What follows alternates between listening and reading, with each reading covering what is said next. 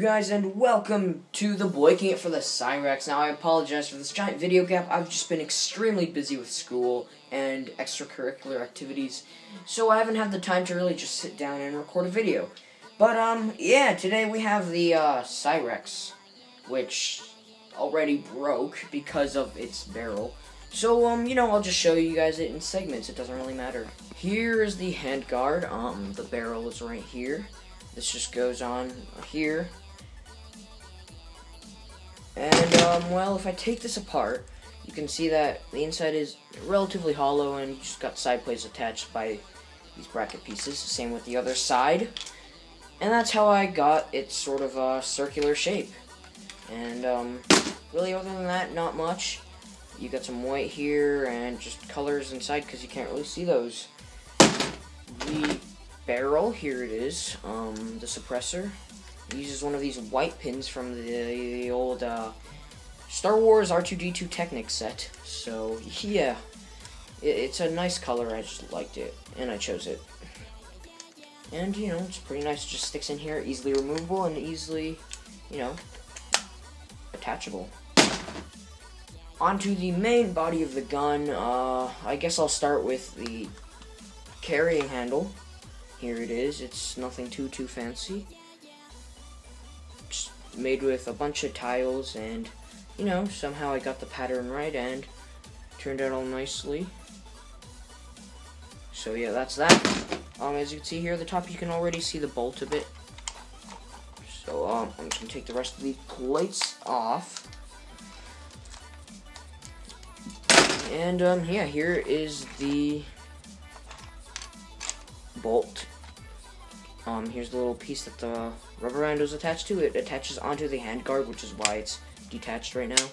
So yeah, let me just take that off. So here is it. Here's where the rubber band attaches, and here is the side that you will see right here. So basically, yeah, it's pretty self-explanatory. It's like this. It covers the ejection port. When you pull back, it doesn't cover it anymore. So, yeah. Like I said, the magazine is connected to the bolt. Here it is. That's always a nice little feature to add, even though it doesn't really affect much. So, yeah, I'll show you guys the magazine. Here's the magazine. It was built like this. Some interesting techniques to get the colors right. As you can see, this bottom red part is only attached by those two studs, and this side is attached by those two studs. So, yeah, it's not really the most sturdy thing, but it gets the colors, and that's really what this gun was all about.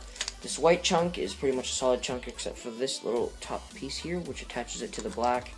And it's surprisingly sturdy for what it's worth. It's a bunch of slope bricks here to give it a nice polished look, and you have the the magazine release little hole for it to catch onto. So yeah, here is the receiver, which is where the most details are. If I slowly peel away at the upper receiver, we can get to some of the sort of features.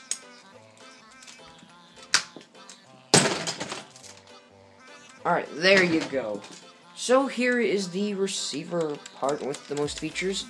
So here is the magazine release. If I just take dust cover off, as you can see, it's using some clips to hinge. If you guys can see that little pin there. Wait, let me just take this off. There you go. So if you can see that, this is how it works. The pin basically goes into the magazine, which prevents it from being pulled out, and then when you press on this side goes out. And I used a pen spring in there somewhere. I just took a pen, took it apart, cut the spring to the right size, and that's what I used. So I guess it's not 100% Lego, but who cares? Here is the safety. Here's how it works. So as you can see, you have the trigger, and when you push this up, this little piece comes up, which basically prevents the trigger from being pulled any higher. Oh god, if I can even show you. But yeah, there you go. See, yeah, that's basically how it works. Like I said, you kind of have to hold it down, but whatever. the handle comes off like so. If I just take this off, here's the trigger guard.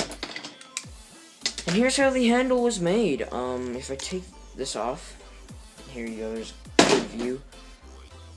These little 1x3 red tiles are actually just kind of sitting there.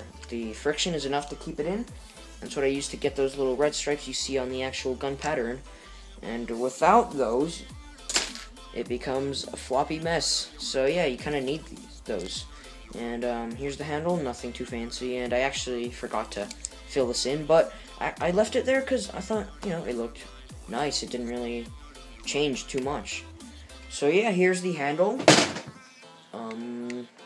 The magwell with the sort of CSGO logo there. It's not really the most accurate, but it's good enough. And yeah, other than that, you know, just some receiver walls. We just have the stock, so I don't even know what this is, but it was part of the receiver. Here's the stock, where the stock would go. So yeah, let's show you guys the stock mechanism, which I was relatively happy about because it worked nicely. So if I could just get the top part off, you have some gaps there. Try to make it, you know, look as much just like the in-game model as possible.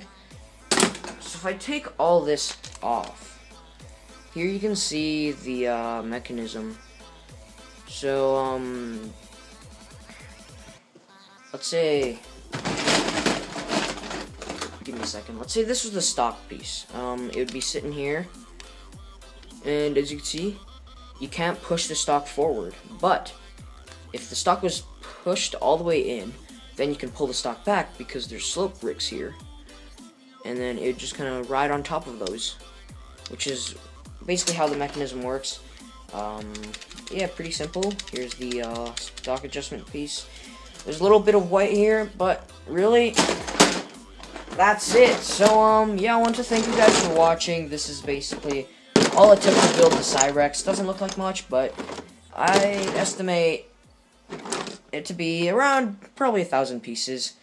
But, like I said, you know, thank you guys for watching. Hope you guys enjoyed. Again, if you have any questions, just contact me. I am not an asshole, I don't think. So, yeah, I'll see you guys next time. Hopefully, it'll be the Locust. Again, if there's a giant gap, just know that I've been busy, and I hope you guys understand that. So, yeah, bye!